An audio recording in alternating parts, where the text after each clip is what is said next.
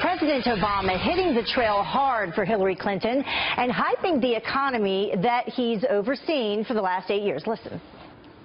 We turned job losses into 15 million new jobs. Poverty went down faster than any time since 1968. We've seen an America that went from too many people uninsured to now 20 million people with health care who didn't have it before.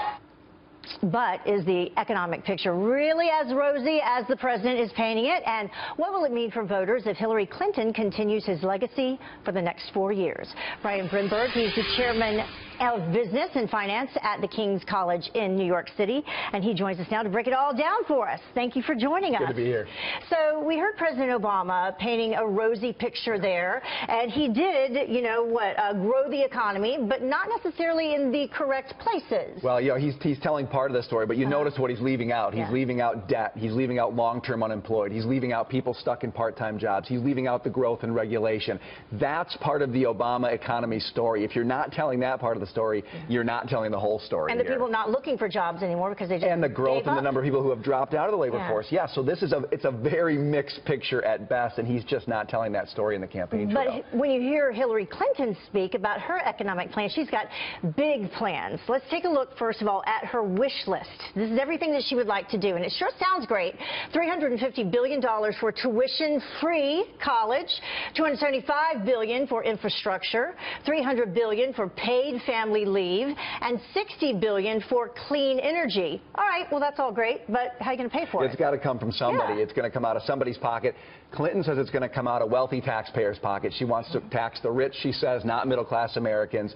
The problem there is the rich, the wealthy, have capital that they invest in businesses. They have money that they can lend to borrowers to buy homes. And so what happens is when you tax them, you're actually eliminating that capital, drying up capital for the average American, and that hurts the average American. The economy as a whole. It's not parts. It's not wealthy against middle class. It's everybody working together. But she seems to want to bifurcate it. Well, let's take a look at those numbers you were just mentioning for the middle class. The estimated cost of a Hillary Clinton presidency for the average middle class citizen, a 1.8 to 2.4% decrease after tax income, and then a $750 cost for a worker with a salary of $36,000 or so a year. Yeah.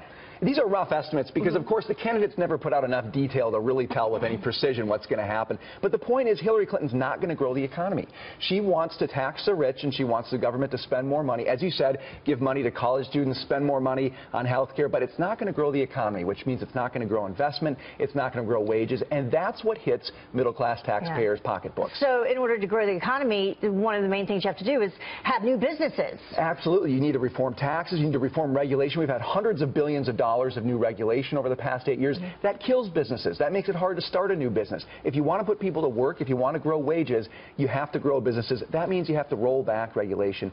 She wants to go in the opposite direction, and that's one of the real problems with her economic plan. Yeah, and also she wants to, kind of redo Obamacare. Keep Obamacare, and we have all of those costs that are coming out in the news. Double down on Obamacare. Increase the subsidies, introduce a public option. So if you like the way Obamacare is working, if you like the higher premiums, well, you're probably going to see more of that under her plan. And then also in her plan, what's the other key to growing the economy that we would need to do in order to pay for it? Well, in her plan just doesn't have growth. She's talking about infrastructure spending as a way to grow the economy, but we've seen that story play out in this country in 2008. We've seen it play out in other countries. It doesn't work. Government stimulus doesn't grow the economy. Private investment does. And the problem right now with Clinton's plan, she's talking about government trying to grow the economy. That's moving in. That's the direction of the last 7 years. We haven't seen the results we wanted to see. We need to move in the other direction. It's like that other phrase for tax increases. Don't want to use that phrase. No, right. But it means the same thing. Okay. Thank you so much for joining us this morning, Brian. Good to see you, too. You bet. Always great to have you.